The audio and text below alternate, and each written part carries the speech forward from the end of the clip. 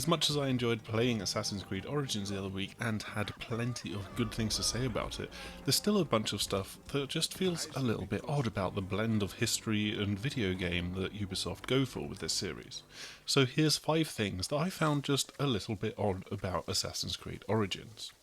Number 1. Hippos will just wander into towns and savage people. I never realised just how much of a public menace hippos were back in ancient Egypt. Like, seriously, they will attack anyone and anything that gets a bit too close. Having a go at lone humans who do come into their territory, I can understand, and if they're attacked by a crocodile, I mean, of course they're going to defend themselves.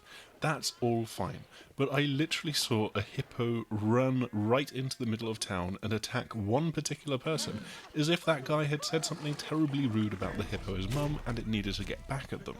Naturally, I broke out the fire bombs, set the hippo on fire, and watched it run away back to the water. Number 2. Senu can peer into the souls of other animals. Now, I don't know what's going on in the head of an eagle at the best of times, but I have a hard time believing that these majestic birds know exactly what is going on in other animals' heads. Gliding through the sky as Senu, you can spot the various points in the world where you might be able to find certain animals, spot and mark certain objectives or people for Bayek and stuff like this. However, her abilities go a bit further than this, and she can also just simply look at a crocodile and know if it's resting, hungry, angry, and reading between the lines, Senu probably knows what it had for breakfast that morning. Now, I'm not complaining about this, it is part of what makes Senu awesome, that and the way that she'll come and harass enemies for you when you're in a fight, but it's still a bit odd. And also, how does she explain all of this to Bayek? Number 3. Remote controlled arrows. You've got different kinds of bow and arrow in Assassin's Creed Origins and can equip 2 at any time to switch between them on the fly in battle. Smaller bows are lighter and let you fire faster, including a bow that the devs watching us play at this event loosely called a shotgun, whilst others are bigger, more powerful and better at long range. You can unlock further character abilities as Bayek levels up, but one particular ability is just so ridiculous I cannot get over it. You can remote control arrows fired with the Predator bow, and I'm not even talking about a tiny little bit of aftertouch, putting a little bit of spin or a twist into its arc. No, this is full on bending the arrow's flight around corners. It's like an ancient Egyptian version of Wanted, and it's ridiculous.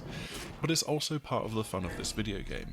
It's a little bit tricky to control, and perhaps a bit too sensitive even, and it does take a bit of getting used to, but when you manage to stick an arrow into a bad guy's ear and just deal a ton of damage to them, it's a pretty good feeling.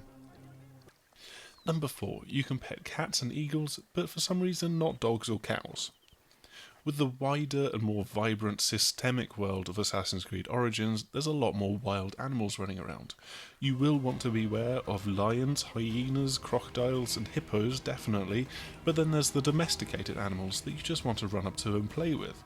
Origins is pretty selective in what you're allowed to pet, and for some reason that doesn't include dogs, cows or chickens, but it does include cats and Bayek's trained eagle Senu. And we've got a great chill out video just to illustrate this in particular.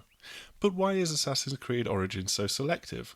It's not like Ubisoft don't have dog stroking technology from Watch Dogs 2 and the upcoming Far Cry 5, which in and of itself is based off the animal petting tech of Far Cry Primal.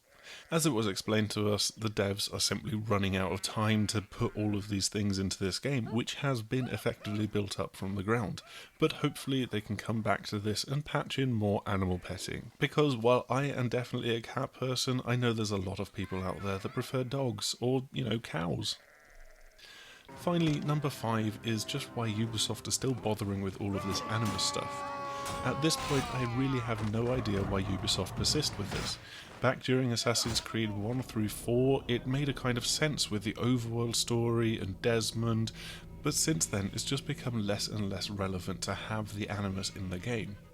In Origins, you have an Animus pulse ability which highlights objects nearby instead of having eagle vision that was in earlier games. Then you also have the desynchronization when you die and the wireframe loading screens that are so very familiar from the series. But other games really don't worry about needing to explain their UI for some reason, and Ubisoft seem to be fixated on having a reason for what you're seeing overlaid on the screen, which only serves to highlight it further and make me wonder why they're still doing this. It really is such a minor point, but at the same time, considering that Assassin's Creed Origins is meant to be a fresh start for the series, it could have been good to leave the Animus behind at the same time. That's all for this particular video, but be sure to check out our full hands-on impressions and also our great big video of petting cats and eagles. Also, please do like, subscribe and share this with others, and come visit us on thesixthaxis.com for written content about all manner of games. Hopefully we will see you again soon. Goodbye!